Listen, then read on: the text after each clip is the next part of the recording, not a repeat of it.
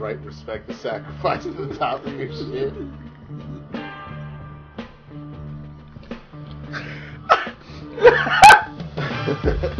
You don't supposed to see that.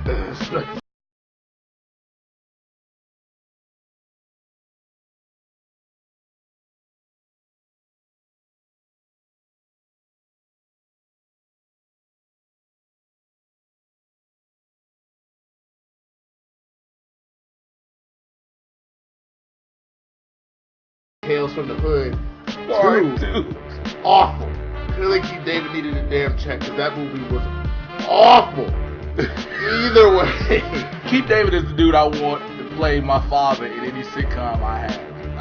I really like Keith David. I get some type of way about it because my best friend's dad is Carl Lumley, and so they have very really. Yeah, you know. No! I've got Brandon is the one that was gonna come over and help us. That's Carl's son. Yes, it's my best friend from college.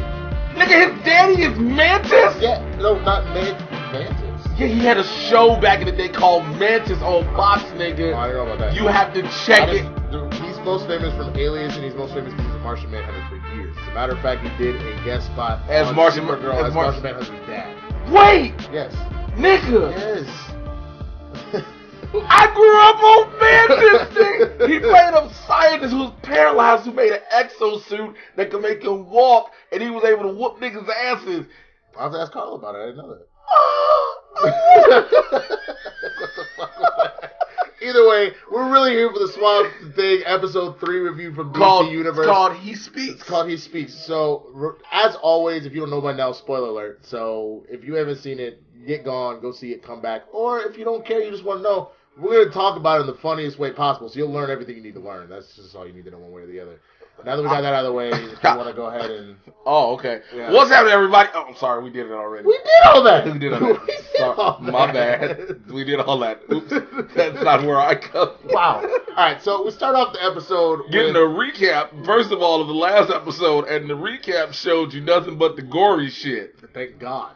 Because, you know what? After we did it, Winston was sitting there questioning. He was like, yo, am I in the wrong for feeling like this? And then the episode, because remember, we see these episodes before you all. So, I know that's a humble brag, and it's a weird flex. But it's a weird flex. It's a weird fucking flex. But we do. So, when he saw it, him and I, he was like, you know, was he feeling wrong? Because I kind of enjoyed it still. And so, people's reviews were like, man, the first episode was great. The second episode, the fuck happened. So, I had to tell Winston, you ain't really alone, like a Michael Jackson song. You are not alone. Didn't Robert write that for Michael with his pedophile ass? So I was telling the little girl while he was laying in the crib with her, I am here with you.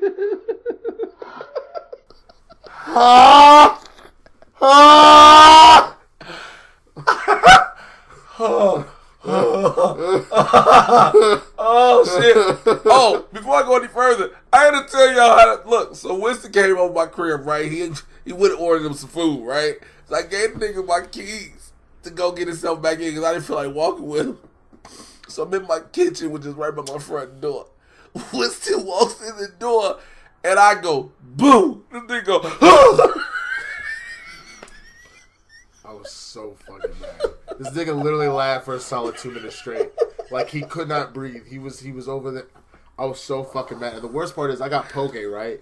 And they put wasabi in it, but like most places are kind about it, put that shit on the top so you know where the fuck it is. They buried that shit underneath, so I took a big ass bite of it out of rage, and I thought my whole world was gonna collapse. Everything burned, but I couldn't show my pain because I was so mad. He should know that I was upset. It was fucking awful. Fucking hate you. So the episode starts with Alec. Basically, he's having a dream as Alec again. He's not Swamp Thing. He's seeing himself, and he's talking to the dude who basically he doesn't realize who he is, but it's the dude that got ripped the fuck apart. Which half a second while we're just talking about this, the opening line is the dude going like, "What's your pretty city boy ass doing here in the country?" City boy ass doing in the country. All I can think of is, do you have to be an ugly ass to be from the country? Is that what that is? Well, if you in that kind of country, you're going to be ugly fuck. You know what I'm saying? Oh, no, this nigga's back. Oh, God. Uncle Country back in this gotta bitch. Gotta be ugly fuck in the country. You ever seen Deliverance? Yes. So that answers your fucking question. God damn. Anyway, So he's like, you don't remember who I am. I'm the dude you basically ripped apart. So then he wakes up at Swamp Thing. Of course, he's looking at himself. And then he sees the parts of dude's corpse. And he just walks off. But as he walks off, a bunch of bugs swarm the corpse. And you're like, oh, they just finna eat this shit up. But no, they actually are reanimating them. So which reminded me of Batman Returns. When Michelle Pfeiffer got pushed out the window. Michelle Pfeiffer? We pronounce our P's around here. No, I understand that key appeal, but Michelle Pfeiffer? Michelle Pfeiffer's. Michelle Pfeiffer's. Pfeiffer's. Pfeiffer's. You know what I'm saying? The Catwoman, Michelle Pfeiffer's? Pfeiffer's. She got pushed out the window and shit, and then the cats licked her all in the mouth and the face, and then she was like this and shit. She was like, and then she came back to life. That shit pissed me off so much. I remember that. That was the dumbest shit ever. Catwoman is not a zombie. That was some old bullshit. She was not licked by radioactive cats. She's literally just a fucking burglar. According to the Halle Berry one, it's an ancient incantation. The cats. I never saw that. I knew better. Thank you for saving yourself. But anyway, dude comes back, and so we're like, oh, what the fuck is happening? Like, dude is able to control bugs and shit.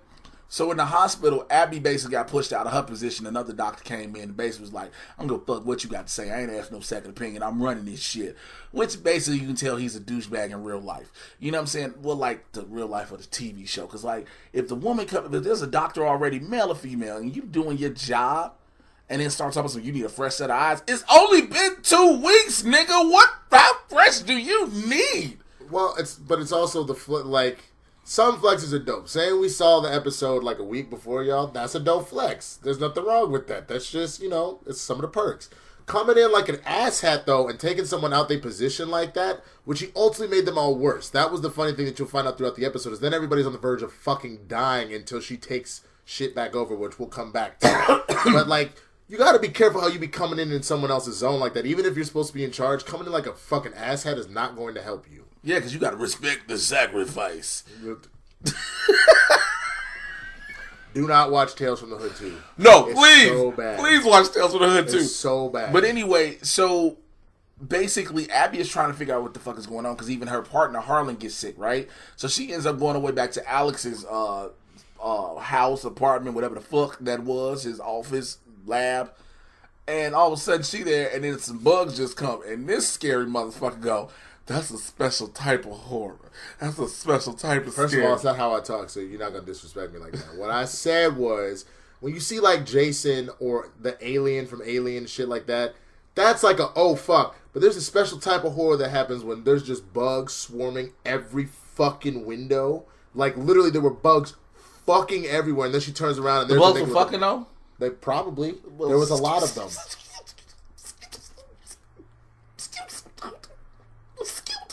I don't know why I think that's what bugs sound like having sex. You watch a lot of bugs having sex, don't you? Hey man, you dirty bastard. But did you ever see Bad Boys 2 and see those rats fucking? No, man, that was when he was like, when he was in the attic and shit. Oh, the Papa Rat fucking the shit out of the Papa Rat. He straight giving he pile driving her. He fuck like we do. Yo, Bias Martin Lawrence. One of the greatest comedic minds we've ever been gifted, bro. So basically, yeah, he's fucking amazing, but I'm terrified to see Bad Boys 3, even though I'm gonna see it. Oh, everybody gonna see it. Cause look, Will Smith can still move around and jump around and shit. We see this. This nigga's 80 years old, looks like he's 42. Martin Lawrence is 56 and look like he's 58. Yo, they made Will look jacked as fuck in Aladdin, bro. Like, what you mean made him? This motherfucker work. Have you seen his work? No. I know, but even more so because like he put out Bright. And he was in shape. Yeah. And like he's about to come out with Gemini Man. I'm saying I don't know if he put on more muscle, if they just CGI'd it because the genie's supposed to be ridiculous. Yeah. They made that nigga just like like he looked like fucking David Come on, Bautista. Man, get things on.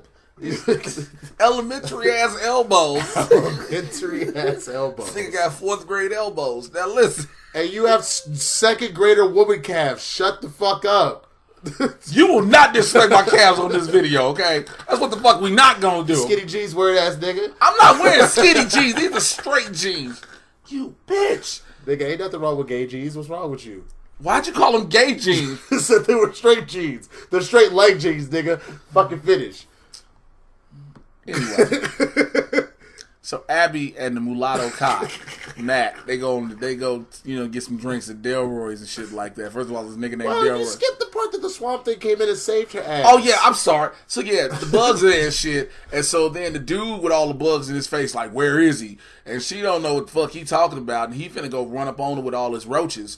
And then Swamp Thing come busting out like he just popped through a trampoline in the ceiling. With nobody, that nigga just sprung through the floor. He didn't punch it. This thing was like doing. That nigga look like Mario coming out of a pipe, bro. Right. He just stepped through the floor. He just doing. And so he tell her, leave her. And you like, okay, now he's learning to talk. Because at first, that's really fucked up too. When you become a monster, you don't know how to talk no more. You got to relearn how to talk. That fucking sucks, bro. That fucking sucks. You understand how hard it was to learn 4-syllable words? You know. That didn't happen to no other superheroes. When the Flash got struck by lightning, he didn't forget how to talk. I wouldn't surprise that nigga to get a stutter though, because that'd have been a great. Stop, joke, Captain Boomerang. We're going to hell. We're going to be right there with Keith David. Not actual Keith David, but Keith David plays the devil in Tales from the Hood 2. Spoiler alert. So basically, Swamp Thing beats the dude. Is this a dual review of Tales from the Hood 2? I don't know why this is a review. So Swamp Thing's fighting the dude, and then he looks and realizes it's the dude that was ripped apart, and then he holds him, and all he says is, release him. And this motherfucking bugs dissipate. He just turned into black goo. The bugs just said, they pretty much was like, all right, peace, nigga. And they all just disappeared. Because basically, if you know Swamp Thing's power, he's elemental. So he controls the earth, air, water, and the swamp. Anything the swamp creates, which was dude. So he told the swamp, look, I'm your daddy. Listen to me, bitch. Let go. Yes, I made the swamp his hoe, and he's a pimp. I get exactly what I did. Respect the sacrifice gave you. So you wonder where respect the sacrifice came from. There's one of the stories of Tales from the Hood, right? Where there's a black dude who's a Republican married to a white woman, and oh, I ain't married. But he's what? Let me tell you something. To my white lady viewers, you all are great. You're beautiful. To my sisters, I love your chocolate skin. To my Asian ladies that watch, bless you as well. My Hispanic mommies, yo, we're here. I don't know why this went that way, but let me just bring it back. Where are you going with this? I was telling her respect the sacrifice. Finish, but why do you have to bring in the Asian mommies and the Latino ladies? Anyway. So there's an old black dude who's a voodoo man. He's an old black dude, act like this, and he got an afro and a beard. He just keeps telling this black dude, respect the sacrifices given to you. We're just not getting nothing done today, man. Not a damn thing. So he releases that and basically dissipates. And so Abby starts talking to him, and she like, are you Alec? Like, the fuck happened? Like, no. Well, he's like, what am I? And she should have just looked at me like ugly, but she didn't say damn. Shit. Oh. She didn't say shit. There was something she could have said with a hideous nigga. You got a face of Tree Mama Club. Nigga, you look like a walking booger. You just look like all phlegm. Nigga, you look like what happens when I eat too much spinach and take a shit. You look like all iron that's been digested and processed. You look like what I assume all vegan motherfuckers look like on the inside. I'll take exception to that. Oh, I forgot you're a vegan. I take exception. God damn it. Anyway. So she's like, well, why is, everything happening with the swamp and it's killing all these people and it's fighting? And he's like, no, not fighting back. And basically we've seen that since the beginning of the episode. The swamp fights back. It doesn't want you to bother. It's like, leave me the fuck alone. You know what I'm saying? If you remember the first Avengers, I know I'm going to go switching brands, but when the first time you see the Incredible Hulk, the first time we see the Hulk when he's working in that bottle factory and the three Brazilian dudes come run up on him and you hear in the smoke, you hear the Hulk say, leave me alone. There are certain entities you should leave the fuck alone, okay? Like, for instance, white people, primarily you, when you see some shit or hear some shit that don't sound right, because there's a hunter in this episode. He's hunting some shit in the swamp, and he just hears some shit. He goes looking, and he hangs up his phone. It's like, oh, I gotta figure out what that is. Next thing you know, the dude with all the bugs in his mouth murders the fuck out of him. When you by hear just shoving bugs down his throat, which also reminds me of Tales from the Hood when the poltergeist breaks a bunch of glass and shoves it down my nigga's throat, and then he spits up the glass pieces in the inside. And, so it's like. This really is a dual review of Doom Patrol episode 3. It's not Doom Patrol. This is Swamp Thing. Swamp Thing. By the way, speaking of Doom Patrol, we figured I finally got a hashtag. If you've been watching Doom Patrol reviews for Diane Guerrero, hashtag Emmy Patrol. Emmy Patrol. Emmy Patrol. All right, so we're going to get that going. All right. But anyway, so all that happens, he basically figures out, Abby goes back to the hospital and is like, sees Harlan, her partner, who's dying basically. And she's like, oh, what the fuck is going on? And they're like, yo, we've been giving him all the antibiotics, nothing is working. And she basically gets 2 drugs to suppress his immune system. And her boss doctor, the dickhead we talked about earlier, comes in like, the fuck is you doing? The immune system is the only thing keeping him alive. And she keeps telling him, look, the more antibiotics you're giving them, the stronger this shit is fighting back. If you cut off the immune system for a second, it'll give him a shot. And he's like, you call security, get this woman out of here. Then all of a sudden shit works. Duh. The fuck you get, fam. So she has that done to all the patients in the hospital. Then she goes out for a drink with the mulatto cop, as I was bringing up earlier. You know what I'm saying? This is the saddest part of the episode because clearly they had made a little bond. Because there was a moment when the Swamp Thing was Alec was talking to her. He like touched her face and like she kind of revolted a little bit, but she also like she was endeared by it. So obviously Swamp Thing still got a thing for old girl. Well, he was also, and then he was like, but they was only together like 12 hours. Yeah. And I was like, people move fast. No. You're going to say what you actually said. You said white people fall in love quickly. That's they do in these TV shows and shit. White people fall in love like that. Black people need at least 2 days. 2 days, it's not even a week. 2 days, like. That's why every black movie, if you notice, takes over the course of like 5 years. Because it's got to, because there's so much shit going on. Because niggas need time. We need time. So, basically, she's having a drink with the dude and whatnot. And I'm like, yo, they finna bone.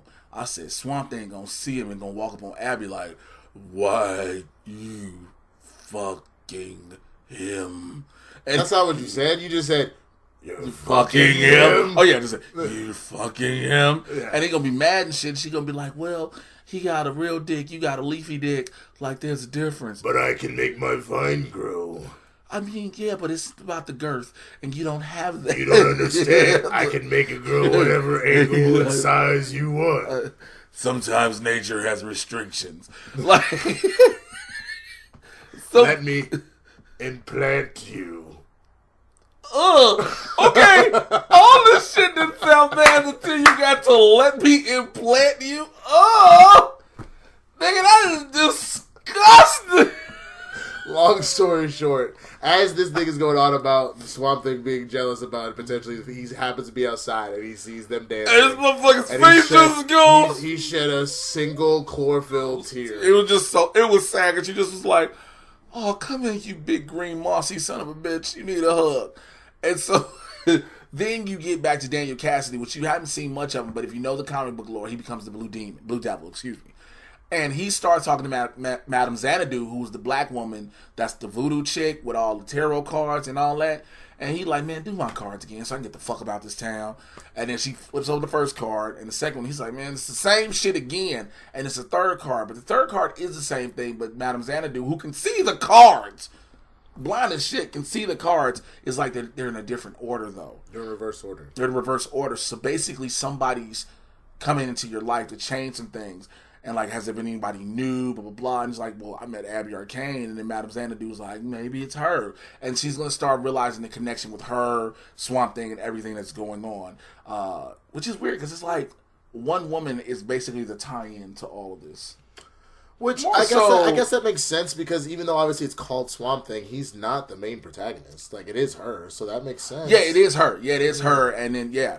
And so after that, basically earlier, you had Liz, Abby's friend, who's a reporter, trying to holler at this dude George, who works at Savings and Loan, and basically catch him on the street, was like, my nigga, you ain't answering your phone calls, my emails. Well, before that, he went to put the flex on his wife and being like, I need some more money so we can finish. Oh, no, that was Avery. Avery was, those are two different people. Avery Sutherland is the older dude. Right. I George thought that's what you were talking about. No, I'm talking about George. How earlier when she came, Liz came to him. Yeah. Okay. Yeah. You know what I'm saying? Let me see. This is why I drive this. No, you skip shit all the time. You already did. You already started talking about the mulatto cop trying to fuck Avery, and he can't fuck. You mean Abby? Nigga, stop confusing me. So many A names. It's a lot. It's a lot. Alec, Avery, Abby. Yeah. Yes. A black nigga that got killed in the first 2 seconds of the show.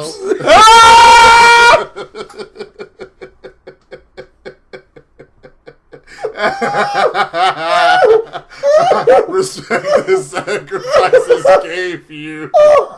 Respect the sacrifices gave you. So if you are a new subscriber, just started watching this and wondering what the fuck just happened, go to other videos. This happens all the time. Oh my God. So Liz went to the dude who runs the Savings and Loan and told him she knows about how he's been moving money for Avery Sutherland. Fast forward towards the end, Avery Sutherland is in dude's crib in the dark, pops out of nowhere. Basically kills this nigga with a 3-iron. I was like, well, in the bathtub too. Why? Because he didn't want to make a mess. You have got to respect criminals who care about... Well, you forgot about the best part of this home invasion. When that nigga walks in, he goes, "Where you been?" Bah! Just backhand the shit out of him. Knocks the nigga onto the piano. That shit is so That funny. nigga knocked him into 2 keys. Like, damn, damn. All I could hear at the time in my head was, I Keep on falling. With you. So he kills him with a 3-iron. Starts cleaning it off. And then he has to knock at the door. He goes to Avery, this is Avery Sutherland, goes downstairs. And when he looks out the peephole to see who it is, it's Liz. So now he like, fuck. Because George said the dude he killed was like, I can go to the press. And he put 2 and 2 together like, oh, this bitch is the press, so I'm going to have to kill this bitch too. So that's the end of the episode. Now, we both said this. This is an improvement from what last week's was.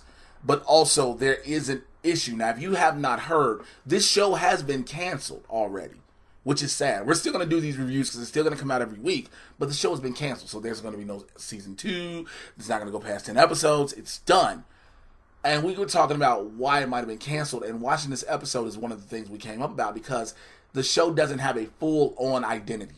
It doesn't. It's kind of bouncing all over the place, and like I'm surprised. Like for example, that Gotham, the show Gotham, that was on for 5 years, 6 years, lasted as long as it did because they had the same issue. They didn't know if they were trying to be campy, if they were trying to be melodramatic, if they were whatever. Trying to be canon, they didn't know. They weren't sure, and this is the same issue I'm seeing with this show, where it started off as like this kind of cool horror mystery, then it was like just this weird like melodrama last episode. And now we're kind of getting a weird action blend with that kind of melodrama, so it's all over the place.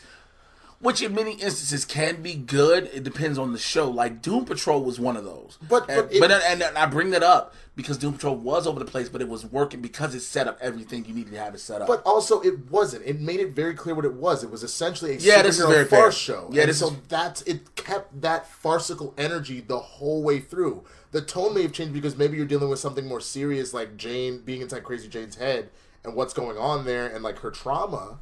But it kept the same energy throughout. I got you on that. Yeah, and that's the problem so far with the show is I feel like we're on like a roller coaster, but not in a logical way. They don't know what genre they really want to be yet, and I can see maybe that when people were saying it wasn't just a tax thing, but there were creative differences, I can see that being a potential issue. So, what would you give this episode on a rating of 1 to 5?